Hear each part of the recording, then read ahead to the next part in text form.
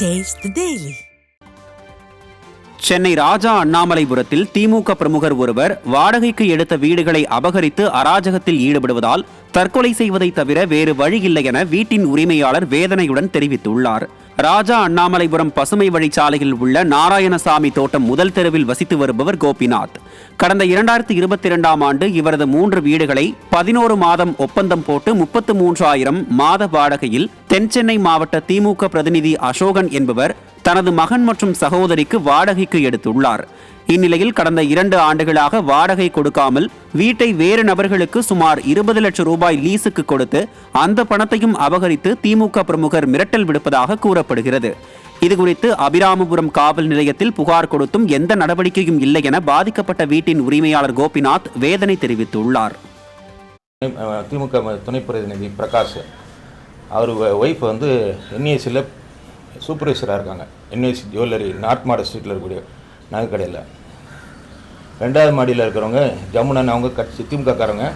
அவங்களுக்கு இந்த குடிசை மாட்டு வாரியத்தில் இப்போ புது வீடு கட்டினதில் அவங்களுக்கு சொந்த வீடு இருக்குது. அதுபோல் இதை லீஸ் கொடுத்துருக்கேன்னு சொல்லி இந்த வீடை ஆக்கிரமிப்பு பண்ணி வச்சுருக்காங்க. 3வது மாடியில் இருக்கிறவர் அவரும் திமுகக்காரர் தான். அவர் இப்போ ஃபண்டு மேனேஜ்மெண்ட் ஸ்டேட் கவர்மெண்ட்டில் அதில் எலக்ட்ரிஷியனாக இருக்கார். அவர் கார்த்திக்.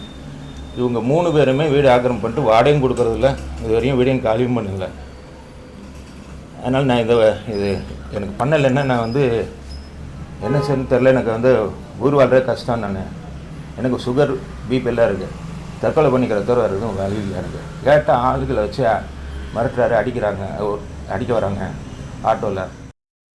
சென்னை புதுப்பேட்டையில் சாலையில் நடந்து சென்ற பெண்ணை இருசக்கர வாகனத்தில் மோதிய திமுக பிரமுகருக்கு பொதுமக்கள் தர்ம அடி கொடுத்தனர். காவலர் குடியிருப்பில் வசித்து வரும் திமுக விளையாட்டுத்துறை மாவட்ட துணை அமைப்பாளர் ஜெயக்குமார் இருசக்கர வாகனத்தில் KM கார்டன் பகுதியில் சென்று கொண்டிருந்த போது பெண் ஒருவரை மோதியதாக சொல்லப்படுகிறது. இதனால் ஆத்திரமடைந்த அப்பெண்ணின் கணவர் ஜெயக்குமாரை தாக்கியதாகவும் இதனை கண்ட அப்பகுதியினர் திமுக பிரமுகரிடம் வாக்குவாதத்தில் ஈடுபட்டதாகவும் கூறப்படுகிறது. தகவல் அறிந்து வந்த காவல்துறையினர் இருசக்கர வாகனத்தில் மோதிய திமுக பிரமுகர் ஜெயக்குமார் மது போதையில் இருந்தாரா, கைபேசியில் பேசியதால் விபத்து நேர்ந்ததா என்கின்ற கோணத்தில் விசாரணை மேற்கொண்டு வருகின்றனர். திறனற்ற திமுக ஆட்சியில் திமுகவினர் அட்டூழியம் செய்வதாக பொதுமக்கள் வேதனை தெரிவிக்கின்றனர்.